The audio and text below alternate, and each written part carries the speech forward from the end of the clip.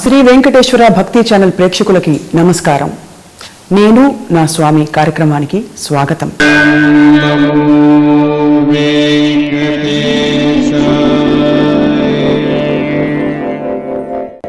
తనువును నీవే దామోదరానా, మణికియు నీవే మధుసూదనా, వినికియు నీవే విఠలుడానా, వెనక ముందు నీవే విష్ణుదేవుడా అంటూ భక్తి శ్రద్ధలతో ఆ స్వామిని కొలిచే భక్తులపై స్వామి చల్లని చూపు ఎప్పుడూ ఉండనే ఉంటుంది. ఏదేమైనా సరే తిరుమల కొండపై స్వామిని దర్శించుకోవడం భక్తులకు ఒక భాగ్యం వంటిది. నేను నా స్వామి కార్యక్రమంలో అటువంటి భక్తుల అనుభవాల్ని అందరితో పంచుకోవడమే మా అభిమతం. ఇవాళ నేను నా స్వామి కార్యక్రమంలో మన ప్రత్యేక అతిథి తెలుగువారందరికీ ప్రపంచవ్యాప్తంగా సుపరిచితులు, శాంతా బయోటెక్ వ్యవస్థాపకులు, అధినేత డాక్టర్ వరప్రసాద్ రెడ్డి గారు. వరప్రసాద్ రెడ్డి గారు నమస్కారం సార్. నమస్కారం. మీరు మానవ సేవ, మాధవ సేవ 2 చక్రాలుగా మీ జీవితాన్ని నడిపించుకుంటూ వచ్చారు. ఈ కార్యక్రమంలో మీరు రావడం నిజంగా మా అందరికీ భాగ్యం సార్. స్వామితో మీకు మొట్టమొదటి అనుభవం ఎప్పుడు ఏర్పడింది? మా కుటుంబం ఇలవేల్పు వెంకటేశ్వర స్వామి. కనీసం సంవత్సరంలో 1-2 సార్లు యావత్ కుటుంబం ఒక తీర్థయాత్రలాగా తిరుపతి వెళ్ళేవాళ్ళం.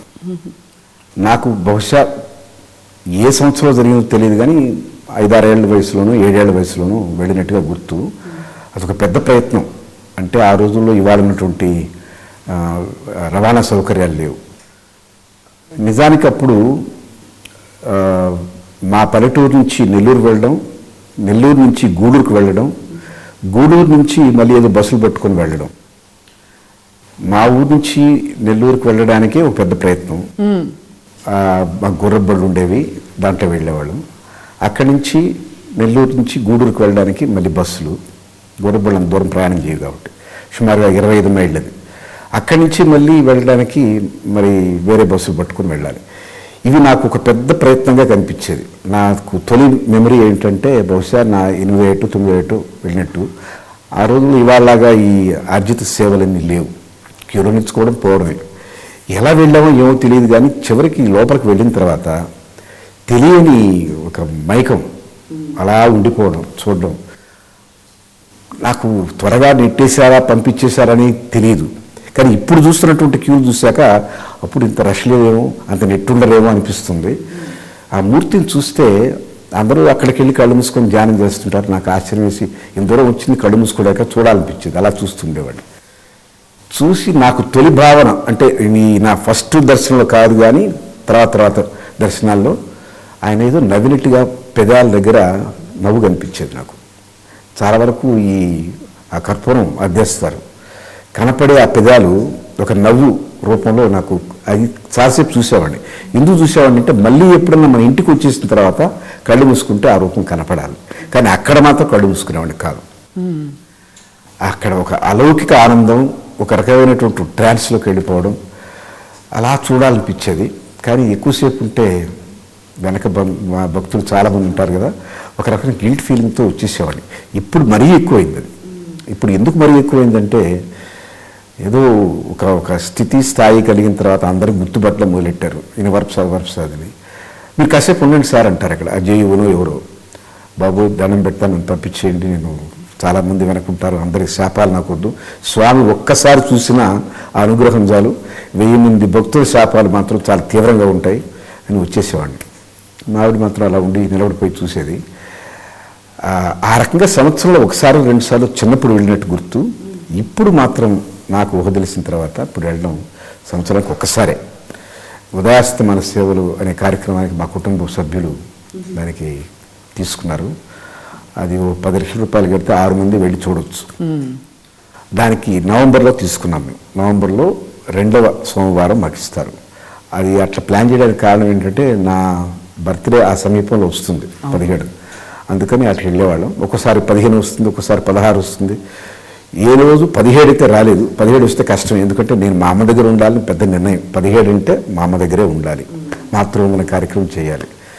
స్వామి 17 రాకుండా చూడని చెప్పనేవాళ్ళు. అది ఇంతవరకు రాలేదు. 5-6 ఏళ్లలో 8 ఏళ్ళ నుంచి రాలేదు. ఎప్పుడోసారి వస్తుంది అది. ఇప్పుడు అమ్మ లేదు కాబట్టి వెళ్ళొచ్చు. సో నా అనుభూతి ఏంటంటే ఆ మూర్తిని ఆ చేసిన ప్రతిష్ట బలము, మంత్రబలము, సంప్రోక్షణ చేసిన వాళ్ళు ఎవరు మహానుభావులు, రామానుజులు చేశారు, ఎవరు చేశారు, చూస్తే తరగని ఆనందం. చూడాలి, ఇంకా చూడాలి అనిపించేటువంటి ఆనందం. అది ఆ ఉదయాస్తమాన సేవల్లో ఒక అద్భుతమైన సేవ ఏంటంటే 40 నిమిషాల సేపు స్వామి ముందు కూర్చోబెడతారు. పో పద అనే పరిస్థితి లేదు. మనకు గిల్ట్ ఫీలింగ్ కూడా లేదు వెనక నిలబడిపోయారని. ఆ సేవకి వాళ్ళు నిర్దేశించే సమయం 35 నిమిషాలు. వాళ్ళు చదువుతుంటారు మంత్రాలు, మనం కూర్చొని చూడొచ్చు. ఎంత ఆనందంగా ఉంటుందో అది చెప్పలేము.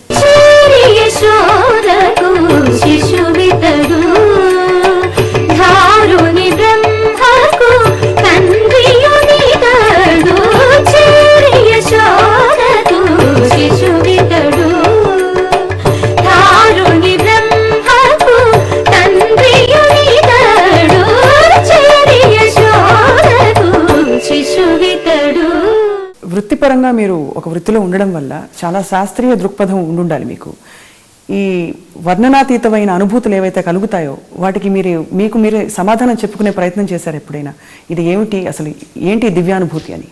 అమ్మా, ఈ చదువుకున్నటువంటి చదువు, సైన్స్, మ్యాథమెటిక్స్ అవన్నీ లాజిక్. ఆధ్యాత్మికతలో లాజిక్ లేదు, అది అనుభూతి. అనుభూతికి బౌండరీస్ లేవు. మ్యాథమెటిక్స్కి ఒక బౌండరీ ఉంది, 0 to ఇన్ఫినిటీ అనేది ఒక స్థిరమైనటువంటి స్పేస్. అది కొన్ని సైన్స్ ఎక్స్ప్లెయిన్ చేయలేనివి మన ఆధ్యాత్మిక స్పిరిచువాలిటీ ఎక్స్ప్లెయిన్ చేస్తుంది. Science ends where spirituality starts, spirituality ends where science begins. ఇది ఒక రకమైన రెండు, ఒక పాము తోకని ఇంకొక పాము నోటితో పట్టుకున్నట్టుగా చక్రం అది. నేను ఎప్పుడు అలాంటి లాజిక్లోకి దిగలేదు. నాకు ఎంత ఏదైనా కానీ, ఆయన పెద్ద డిజైనర్, ఆయన సైంటిస్టే. ఆయన ఎంత డిజైన్ చేశారంటే డిఎన్ఏస్ అంతా రూపొందించి ఇమిడ్చాడు మన రక్తంలో. ఇవాళ సైంటిస్ట్ చేసే పని కూడా అదే. We're only discovering, we're not inventing anything new. Discovering అంటే ఏమిటి? ఆల్రెడీ ఉన్నదానిపైన పొర తీస్తున్నాం. ఆ మహానుభావుడు చేసినటువంటి డిజైన్ ఎలాంటిదంటే, ఈ మానవ పరిణామ క్రమం, జంతుజాలం అంతా కూడా ఆయన ముందే డిసైడ్ చేసేసాడు. ఏ ప్రాణి ఏ రకమైన డిఎన్ఏతో ఉండాలి, ఏ లక్షణాలు కలిగి ఉండాలి, వాటికి అటు ఇటు కొంత వేరియేషన్ పెట్టాలి. ఎందుకంటే దైవత్వం నుంచి మానవత్వం నుంచి రాక్షసత్వం, ఈ పరిణామ దశ ఉంది, ఒక పెద్ద స్పెక్ట్రమ్. అవి దేశకాలమాన పరిస్థితులు బట్టి, వాళ్ళ పూర్వజన్మ ప్రారంభ కర్మలు బట్టి కొంతసేపు వాడు యోగిగా ఉంటాడు, కొంతసేపు భోగిగా ఉంటాడు, కొంతసేపు రాక్షసుడు అవుతాడు, కొన్ని సందర్భాలు త్యాగం చేస్తాడు, కొన్ని సందర్భాలు ద్రోహం చేస్తాడు. అన్ని క్రమాలు పెట్టాడు, అన్ని వర్ణాలు పెట్టాడు మనిషిలో. వాడి పూర్వజన్మ సుకృతానుసారం వాడు ఆ రకంగా బిహేవ్ చేస్తాడు. ఇంత పెద్ద డిజైన్ చేసిన అతను సైంటిస్ట్గా చూస్తానే కానీ నేను, అతను ఆవిడో శక్తో నాకు తెలియదు. ఈ సృష్టిలో గొప్ప డిజైన్ సెల్ఫ్ మోటివేటింగ్, అది స్వయంచాలితం. ఎవరికి దాన్ని మళ్ళీ అది మోటార్ ఆన్ చేయాల్సిన అవసరం లేదు, చేసేసి పెట్టిన ఆ అనుభూతి వస్తుంది. సైంటిస్ట్గా నేను, ఇంజనీర్గా నేను భావించేది గ్రేటెస్ట్ డిజైనర్ మహానుభావుడు. అన్నీ సెట్ చేసేసాడు.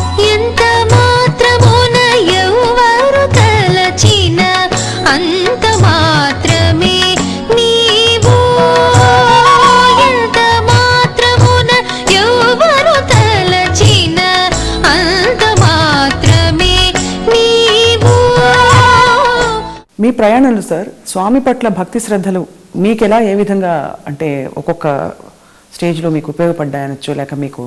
అది ఒక రకంగా ముందు అన్ని నమ్మకాలతో ప్రారంభమవుతాయి. అమ్మ చాలా భక్తురాలు. ఆమె చిన్నప్పటి నుంచి చాలా విశేషంగా పూజలు ఏమి చేసేది, పాటించేది. ఏకాదశి వ్రతాలు, ద్వాదశి భోజనాలు ఇవన్నీ ఆమెకు అలవాటే. అనుష్ఠానం చేసుకునేది, మంత్రపుష్పం చెప్పుకునేది. బ్రాహ్మణిగా పుట్టలేదే కానీ ఆమె బ్రాహ్మణి. బ్రాహ్మణత్వం అంటే ఏంటంటే వాళ్ళు చేసే ఆచార వ్యవహారాలు బట్టి బ్రాహ్మణత్వం, కానీ పుట్టుకతో కాదు కదా. అందువల్ల అవన్నీ నేను కొంతవరకు తీసుకోగలిగాను. పూర్తిగా ఎందుకు తీసుకోలేకపోయారంటే ఆమె దగ్గర ఎక్కువ పెరగలేదు నేను. ఆమె నన్ను చిన్న వయసులోనే నన్ను మా మేనమావ దగ్గర పంపించింది. ఆయన పుచ్చలపల్లి సుందరయ్య గారి శిష్యుడు, మహా కమ్యూనిస్టు. ఆయన నాస్తికుడు, పూర్తి నాస్తికుడు. ఆయన దగ్గర పెరిగినందువల్ల ఆ భావజాలం కొంత వచ్చింది. ఆ భావజాలంలో ఎక్కడైతే మానవత్వం పరిమళించేటువంటి అంశాలు ఉన్నాయి కమ్యూనిజంలో, అందరికీ ఒకటే రక్తం, అందరికీ ఒకే తీరు, ఒకరు ఎక్కువ ఒకరు తక్కువ ఉండకూడదన్న మేరకు కమ్యూనిజం నాకు వట్టబట్టింది. మిగతా విషయాలు, ఒక పెద్దవాడు ఉన్నాడు, ఒక చిన్నవాడు ఉన్నాడు, వాళ్ళిద్దరు సరిసమానం చేయాలన్న ఆలోచన బాగుంది. ఏం చేయాలి? చిన్నవాడిని పెద్దవాడిగా చేయాలి. అది వాళ్ళు నమ్మలేదు. పెద్దవాడిని నరికేస్తే చిన్నవాడితో సమానం అయిపోతాడు అనుకున్నారు. ఆ సూత్రం నాకు నచ్చలేదు. నేను ఎరిగినటువంటి నా పరిణితి వచ్చిన తర్వాత, చదువుకున్న తర్వాత, నేను అనేక దేశాలు తిరిగిన తర్వాత, రష్యా ఇవన్నీ చూసిన తర్వాత, కమ్యూనిస్ట్ దేశాలు చూశాను, అమెరికా చూశాను. ఈ ఇజం ఇప్పుడు పనికిరాదు, దీంట్లో తేడా ఉందని తర్వాత నేను ఎక్కువగా మా అమ్మ వైపే మొగ్గు చూపాను. ఎందుకంటే ఎంతో కమ్యూనిజం ఉన్నటువంటి దేశాలు అయినటువంటి చైనా కానీ, రష్యా కానీ రహస్యంగా పూజలు చేసేవాడు. తప్పనిసరి నేను చెప్తున్నాను, నమ్మండి. వాళ్ళందరికీ ఎక్కడో దైవభక్తి, దైవభీతి అనుకోండి, భక్తి కావచ్చు, భీతి కావచ్చు, వాళ్ళు ఆచరించారు. ప్రపంచానికి చెప్పలేరు. నేను ఇది గమనించాను కనుక, ఓహో, మూలం అందరికీ అదే. కొంతమంది చెప్తారు, కొంతమంది చెప్పరు. సార్, సాఫీగా సాగిపోయే ప్రయాణంలో మీకు కూడా సాఫీగా దాదాపుగా సాగిన సవాళ్ళు వచ్చి ఉంటాయి. ఆ సవాళ్ళు వచ్చినప్పుడు మనం దేవుణ్ణి ఎక్కువ స్మరించుకుంటాం. అలా అటువంటి సందర్భాలు ఏమన్నా మీకు గుర్తున్నాయి? నేను ఎప్పుడు అలాంటి కోరలేదు, మా నిజాయితీగా చెప్తున్నాను. ప్రతి ఛాలెంజ్ ఒక ఆపర్చునిటీగా భావించాను. ఒకటేమన్నా పంచుకోగలుగుతారా? అంటే మచ్చుక్కి, ఎందుకంటే మీ ప్రయాణంలో జరిగిన ఆ సవాలు, ఆ సందర్భంలో మీరు ఎదుర్కొన్న కష్టం, మీరు కొంత సంఘర్షణ పడుంటారు, కానీ అందులోంచి బయటకు వచ్చి ఉంటారు. అది పంచుకోవడం ద్వారా చాలామందికి అది ఉపయోగపడుతుంది. శాంత అన్న సంస్థ దాని ఆవిర్భావానికి కారణం ఏంటంటే, మన దేశంలో బిడ్డలకి వ్యాక్సిన్ దొరకటం లేదు. ఇంపోర్ట్ చేసుకొని వాడేవాళ్ళు, చాలా ఖరీదు కనుక. బాగా డబ్బున్నటువంటి మహారాజులో, బాగా అధికార బలం ఉన్నటువంటి బ్యూరోక్రాట్స్, పొలిటీషియన్స్, వాళ్ళ బిడ్డల వరకే 60,000 మంది పిల్లలకు మాత్రం వ్యాక్సిన్ దొరికేదమ్మా. స్టాటిస్టికల్ డేటా 92-93లో. మనకున్న బిడ్డలు 2.5 మిలియన్, అంటే 25 లక్షల మంది పిల్లలు ఏటా మనకు భారతదేశానికి సంక్రమిస్తే 60,000 మంది పిల్లలకే ప్రొటెక్షన్. న్యాయం బాగలేదు. రెండోది, మనల్ని చాలా ఇతర దేశాల అడ్వాన్స్ కంట్రీస్ వాళ్ళంతా చాలా అధిక్షేపణ చేసి, వీళ్ళకి వాళ్ళ బిడ్డల మీద మమకారం లేదు, వాళ్ళకి లెక్క లేదు, ఈ జాతి అట్లాంటి జాతి అని మనం విమర్శిస్తుంటే బాధపడి ఏదో చేయాలనుకున్నాం. కానీ ఆనాటికి ఎవరైనా ఒక ఇండస్ట్రీ పెట్టాలంటే ముఖ్యంగా కావాల్సిన క్యాపిటల్, అవును, మేనేజ్మెంటు, టెక్నాలజీ. నాకు దగ్గర టెక్నాలజీ లేదు. నేను చదువుకున్న ఇంజనీరింగ్, ఎలక్ట్రానిక్స్, అదేమో లైఫ్ సైన్సెస్. క్యాపిటల్ పరిమితంగా ఉంది నా దగ్గర, కానీ దానికి కావాల్సిన విస్తృతమైన డబ్బులు నా దగ్గర లేవు. బ్యాంకులు ఇవ్వము అని చెప్పేసాయి. ఎందుకంటే ఇది కొత్త టెక్నాలజీ, బయోటెక్నాలజీ అని దేశంలో లేదు అన్నారు. ఇంతవరకు బయోటెక్ కంపెనీ లేదు, నువ్వేంటి కొత్తగా మాట్లాడతావు. రెండోది, నీ బ్యాక్గ్రౌండ్ ఏమిటాయా, నువ్వు ఎలక్ట్రానిక్స్ వాడి, నువ్వేం చేస్తావు అన్నారు. 2, మేనేజ్మెంటు ఉంది. ఇది ముక్కాలుపేట. Technology, management, capital. ఒక కాలు ఉండి 2 కాళ్ళు లేకపోతే ఎట్లా నిలుస్తుంది? ఇది జరిగేది కాదు అని చాలామంది నా అభిమానులు, నా శ్రేయోభిలాషులు, నా కుటుంబ సభ్యులు, ఎందుకు ఇది కొరగాని విద్యది, కష్టం, చేయటం కష్టం అని చెప్పంటే, అప్పుడు మళ్ళీ స్వామి ఏమండి ఇది అవసరం కదా బిడ్డలకి, ఇది మంచి పని కదా అని చెప్పని, చూస్తాను ఛాలెంజ్ ఎలా అధిగమిస్తాను చూస్తానని చెప్పి ముందుకెళ్ళి క్యాపిటల్ మా నాన్న ఇచ్చిన కొంత మొత్తం, దాంతోనే ప్రారంభిద్దాం, మధ్య మార్గంలో ఏదో ఆయనే కల్పిస్తాడని దమ్మం, ఆ నమ్మకం. నీ వదలకపోవడానికి కారణం మా నాన్న బిర్లా కాదు, టాటా కాదు, అంతకన్నా పెద్ద ఆయన ఉన్నారన్నటువంటి భరోసా. ఒక నమ్మకం ఏంటంటే, ఒక దైవం దీనికి సహకరించాలి, లేకపోతే జరగదు అని తెలిసిపోయింది. టెక్నాలజీ వస్తుంది, అది అంతది. మన మేధోపరాన్ని మనం వాడుకోవట్లేదు, ఎవరికో ఇతర దేశాలు వాడుతున్నాం అని మన వాళ్ళని కొంచెం ఇన్స్పైర్ చేసి, మీరు రెండ్రా బాబు చేద్దాం మన దేశానికని అంటే, నా ఇన్స్పిరేషన్ వర్డ్స్ వాళ్ళకి నచ్చినాయి. సైంటిస్టులు వచ్చి చేశారు. మధ్య మార్గంలో ఎక్కడి నుంచో ఓమాన్ నుంచి ఒక ఆయన వచ్చి ఆయనతోనే ఆర్థిక సహాయం చేశారు. ఆయన పర్సనల్ పూచికత్తు మీద బోడితో లోన్ వచ్చింది, చేసాము. ఈ 3 సమకూరినాయి. చేసిన తర్వాత ఆగలేదు మా కష్టాలు. ప్రతిసారి ఆయన నన్ను పదును పెట్టడానికి ఏదో ఒక ఛాలెంజ్ ఇచ్చాడు. ఇది సరైన ముందు కాదు, ఈ పిల్లలు చాలా ప్రమాదం, వీడు తెలియకుండా చేశాడని చెప్పని నా మీద నిందలు వేశారు. ఎవరు? Multinational companies. ఈ రెగ్యులేటర్ సిస్టమ్ ఆయన దగ్గరికి వెళ్ళి బతిలాడాను, బాబు ఇది మా మీద నిందలేస్తున్నారు, ఈ వెరిఫికేషన్ క్యాంపెయిన్ ఆపండి అని.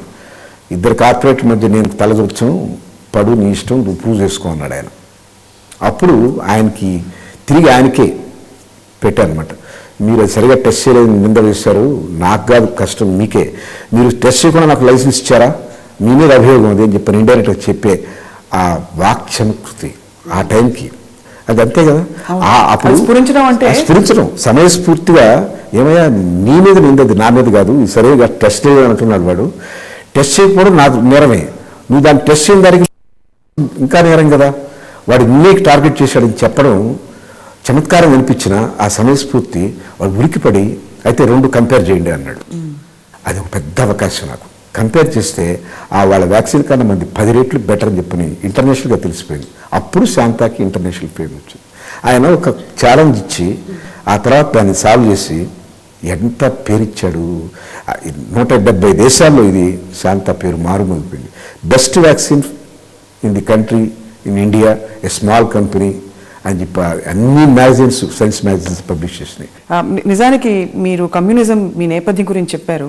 బహుశా స్వామి ఆ డిజైన్లో మీకు మానవ సేవకి సంబంధించిన మంచి ఆలోచనలు, సంకల్పాలు అలవర్చుకోవాలి మీరని ఆ వాతావరణంలో కొంతకాలం పెట్టి, అది ఏమవుతాయంటే చేయగా మీకు తెలియకుండానే మీరు అంత మీలో దయా ఔదార్యం లేకపోయినా చుట్టూ పరిసరాలు కల్పిస్తాయేమో. ఎప్పుడైతే వ్యాక్సిన్ తక్కువ ధరకు వచ్చిందో ఎంతోమంది తల్లులు వాళ్ళ సంకన బిడ్డలను వేసుకొచ్చి, మేము మామూలుగా అమ్మలేదు, ఇది చాలా భిన్నంగా చేసాం. ఏదో షాపుల్లో ఇవ్వడం కాదు, ఒక ఆదివారం ఒక పబ్లిక్ హాలిడేను రండి వచ్చి మీ పిల్లలకి వ్యాక్సిన్ తీసుకోండి, 20 రూపాయలకి ఇస్తున్నాం అని అంటే, అప్పటి వరకు 780 రూపాయల వ్యాక్సిన్ 20 రూపాయల కంటే అందరూ క్యూరు కట్టి తీసుకున్నారు. ప్రతి తల్లి దగ్గరికి వచ్చి నాయన 10 కాలాల పాటు చల్లగా ఉండని చెప్పని ఆశీర్వచనం చెప్పితే తెలియకుండానే మనలో మామూలుగా ఉన్నటువంటి కరుడిగట్టిన తత్వం ఎవరికైనా ఉంటుంది. కరిగిపోయి దీన్ని చేసిన ఈ చిన్న పనికి ఇంత ఆనందపడుతున్నారు, ఇంకా మంచి చేస్తే ఇంకా బాగుంటుందని వాళ్ళ ప్రతి మాట అటువైపు నడిపించింది. ఆ తర్వాత ఫ్రీగా ఇచ్చాం. అది ఆ ప్రేరణ ఎక్కడి నుంచి వచ్చింది? నాకు ఇవ్వమని మా అమ్మ చెప్పలేదు, దేవుడు వచ్చి చెప్పలేదు. వాళ్ళ కళలో వచ్చి కనిపించే ఆనందం, చుట్టూ ఉన్నటువంటి మనం చేసిన చిన్న పనికి పొందిన ఆనందం, ఇంత తక్కువలో ఇచ్చారు మా బిడ్డ బతికిచ్చారన్నప్పుడు, ఇది కూడా 20 రూపాయలు కూడా పెట్టుకోలేని ఉంటారు కదా, వాళ్ళకిస్తే ఇంకెంత ఫీల్ అవుతారు. అది ఇవ్వగలిగేటువంటి సంపద ఇచ్చాడు కాబట్టి చేయగలిగాం. ఆ సంపద నేను క్రియేట్ చేసేది కాదు కదా, ఆయన ఇచ్చిందే కదా. ఆతడే బ్రహ్మణ్య దైవము ఆది మూలమైన వాడు, ఆతడే బ్రహ్మణ్య దైవము ఆది మూలమైన వాడు, ఆతని మానుటలెల్లా అవిధి పూర్వకము, ఆతడే బ్రహ్మణ్య దైవము ఆది మూలమైన వాడు. మనం వానపాము నుంచి మనిషి దాకా జీవన పరిణామక్రమంలో బయాలజీ చెప్తారు. ఏకకణ జీవులు, బహుకణ జీవులు, వెన్నుపూస, నేలకి సమాంతరంగా ఉండేది నిలబడే జీవులు, అది కదా ఎవల్యూషన్ ప్రాసెస్, డార్విన్ సిద్ధాంతం. వీటిలో మనిషి అత్యుత్తమం అని చెప్పి అనుకుంటాం, అది అల్టిమేట్ అని. నా లెక్కలో వృక్షమే అల్టిమేట్, నాకు గట్టి నమ్మకం. అందుకే నేను ప్రకృతి మాతకు నీరాజనని మన చాగంటి గురువు గారి చేత చేయించాను. అది ప్రత్యేకంగా వృక్షాల మీద చెప్పమన్నాను. నేను చిన్న ఎగ్జాంపుల్ చెప్తాను. నాకు ఒక వ్యక్తి ఏదో అన్యాయం చేశాడు, చాలా ఔదార్యం ఉంది నాకు, ఆయన తిట్టలేదు, నేను ఔదార్యం ఉంది కనుక క్షమించాను అంతవరకే. కానీ అతని దగ్గరికి వస్తే అవాయిడ్ చేస్తాను.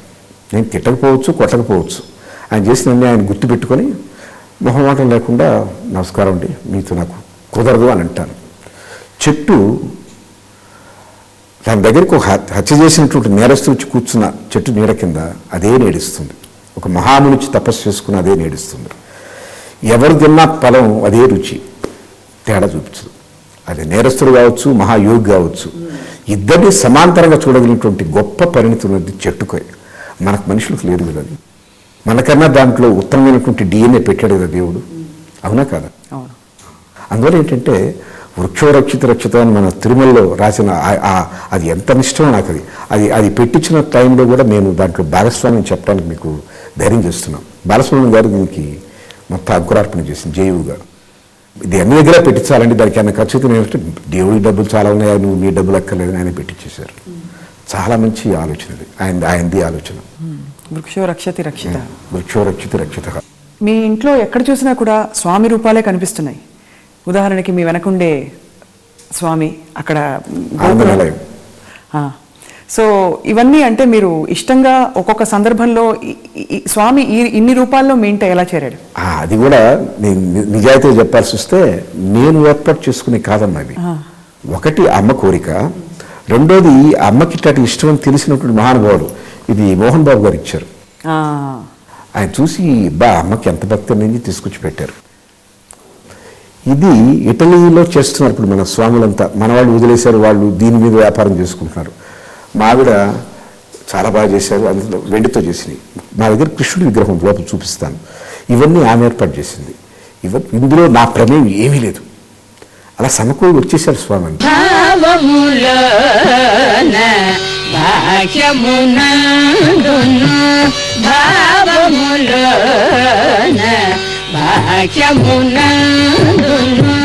గోవింద గోవింద అని కొలువో మనసాభావములో భాగ్యమునందును. నేను చేయించిందల్లా మా అమ్మ కోసం రాముల వారు, సీత, లక్ష్మణులు, హనుమ బంగారు పోత పోస్తుందా, అది మాత్రం నాకు ఒక దగ్గర చూసి నచ్చి ఆ నిల్చుకున్న తీరు, ఆ సౌరు చూసి అద్భుతంగా ఉందని చేయించి అమ్మకు ఇచ్చాను. అమ్మ చాలా ఆనందపడింది.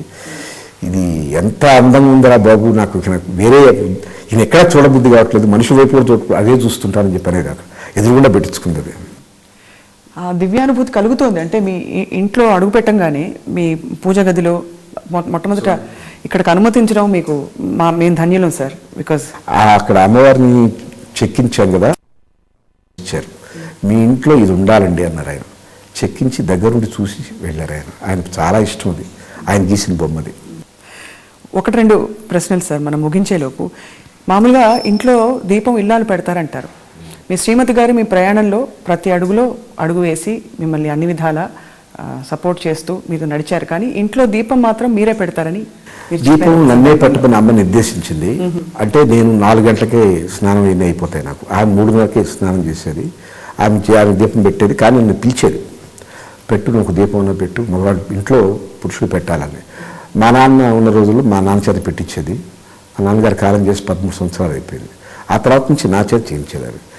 ఇప్పుడు నేనే చేస్తున్నాను. మా ఆవిడ కొంచెం ఎండబడిన తర్వాత, అంటే ఇవి కొండెక్కుతాయి కదా కాసేపటికి, ఆ తర్వాత ఆమె చేస్తుంది అనమాట.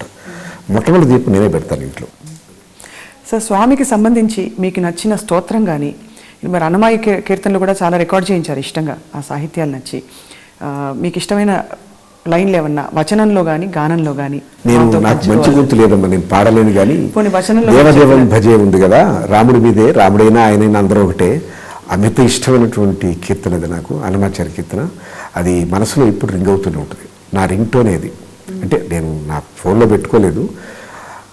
ఆ కీర్తన విన్నప్పుడు నేను ఒక అలౌకిక ఆనందం పొందుతాను. ఆయన దర్శనం ఇచ్చినట్టే ఉంటుంది నాకు. రాముడు అలా నడిచి వెళుతున్నాడు అనిపిస్తుంది అనమాట. మా అమ్మ కోసం రామాయణం అంతా చదివాను నేను, 24,000 శ్లోకాలు. అవి రికార్డు కూడా చేయించాను శ్లోకాలన్నీ. రాజవరశేఖరం రవికుల సుధాకరం ఆజానుబాహు, ఎంత చక్కగా వర్ణించారు స్వామిని. అద్భుతం. అది నాకు చాలా ఇష్టమైనటువంటి కీర్తన. లంకా విశోక్షణం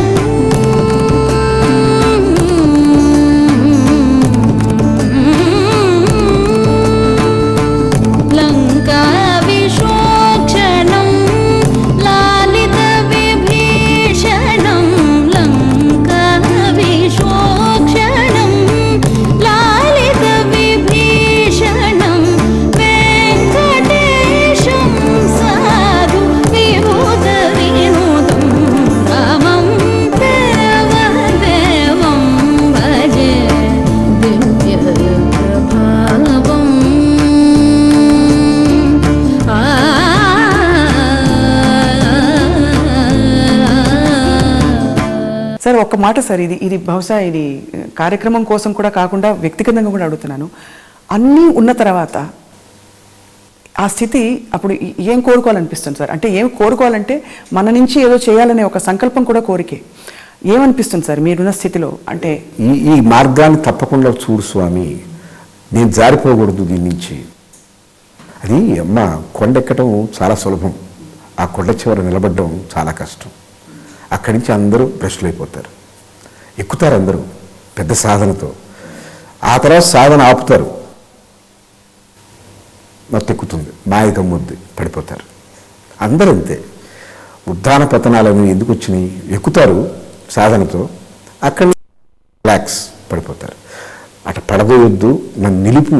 నేను వాడినటువంటి ఈ స్థితి, ఈ మనసులో ఉన్నటువంటి ఈ నియమం, ఈ నియతి, ఏదో చేద్దాం 10 మందికని, అది ఆ స్థితిని, ఆ మనోబుద్ధిని చెదరకుండా నిలుపు అని కోరుకోవడం నేను చేసేది. అదే నా కోరిక. ఈరోజు చాలా మరొక్కసారి స్వామి కరుణా కటాక్షాలు ఏ విధంగా ఉంటాయో గుర్తు చేశారు సార్ మాకందరికీ మీరు. మేము ధన్యులం ఈ కార్యక్రమంలో మీరు పాలు పంచుకోవడం. Thank you.